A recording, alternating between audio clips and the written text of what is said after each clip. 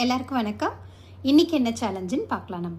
நம்மளோட தாத்தா பாட்டி அவங்களோட அப்பா அம்மா அப்படின்னு நம்ம ஒரு 2-3 ஜென்ரேஷன் எடுத்து அவங்கக்கிட்ட நம்ம பிளெஸ்ஸிங் வாங்க போகிறோம்.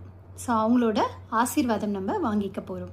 ஸோ நம்ம எப்பயுமே வந்துட்டு நம்ம அப்பா அம்மா கிட்டேயே ஆசீர்வாதம் வாங்குறது இல்லை. மேபி ஒரு நல்ல நாள் வருது, இல்லை நம்ம பிறந்த நாள், இந்த மாதிரி டைமில் நம்ம ஆசீர்வாதம் வாங்குவோம். நம்மளில் நிறைய பேருக்கு பார்த்திங்கன்னா நம்மளோட பாட்டி தாத்தாவை ரொம்ப ரொம்ப பிடிக்கும். அவங்க ரொம்ப அன்பாக பார்த்துப்பாங்க, நம்மளை ரொம்ப செல்லமாக வச்சுப்பாங்க. ஸோ ரொம்ப ரொம்ப பிடிக்கும். ஜென்ரலாக சொல்லுவாங்க, பசங்களை விட பேரன் பேத்திங்களை ரொம்ப பிடிக்கும் அப்படின்னு சொல்லுவாங்க. ஸோ அப்போ நம்மளோட பாட்டி தாத்தா நம்ம மேலே எவ்வளோ அன்பு வச்சுருப்பாங்கல்ல, நம்மக்கிட்ட இருந்து எதுவுமே எதிர்பார்க்க மாட்டாங்க. நம்ம சந்தோஷமாக இருக்கணும், நம்ம நல்லா இருக்கணும் அப்படின்ற அது ஒரு எண்ணம் மட்டும்தான் அவங்களுக்கு இருக்கும். ஸோ அப்போ அந்த மாதிரி நம்மளோட நல்லதுக்காக நினைக்கிற ஒருத்தவங்களோட ஆசீர்வாதம் கிடைச்சா நம்மளுக்கு எப்பேற்பட்ட நன்மை நடக்கும் அப்படின்னு நினச்சி பாருங்க. அதுதான் நம்ம இன்னைக்கு பண்ண போகிறோம். நம்மள நிறைய பேருக்கு அம்மாவோட அம்மா அப்பா யாருன்னு தெரியும், அப்பாவோட அம்மா அப்பா யாருன்னு தெரியும். ஸோ அந்த பாட்டி தாத்தா நம்மளுக்கு நல்லாவே தெரியும், நல்லா பழகியிருப்போம்.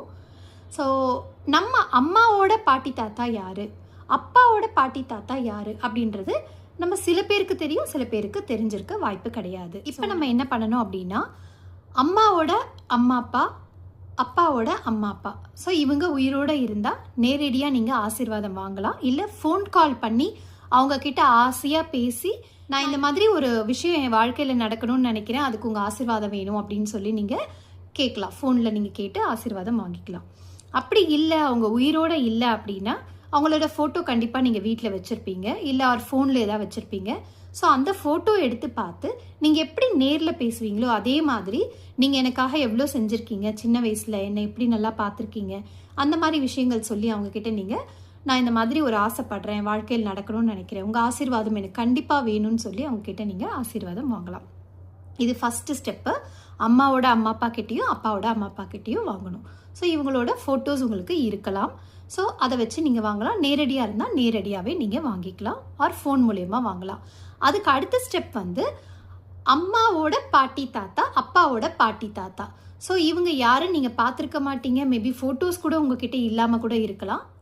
பரவாயில்ல, அவங்க பேர் என்னன்னு நீங்கள் கேட்டு தெரிஞ்சுக்கிட்டு அவங்கள மனசில் நினச்சி, ஸோ அம்மாவோட பாட்டி தாத்தான்னு சொல்லி நீங்கள் மனசில் நினச்சி அவங்கக்கிட்ட நீங்கள் இதே மாதிரி பேசி ஆசீர்வாதம் வாங்குங்க. ஸோ இந்த மாதிரி வாங்குறப்ப கண்டிப்பாக உங்களோட ஆசை சீக்கிரம் நிறைவேறதுக்கு வாய்ப்பு அதிகமாக இருக்குது. அதனால தான் உங்களை இதை பண்ண சொல்கிறேன். ஸோ இன்றைக்கி சேலஞ்சை கண்டிப்பாக முடிப்பீங்கன்னு நினைக்கிறேன். Take care, bye bye.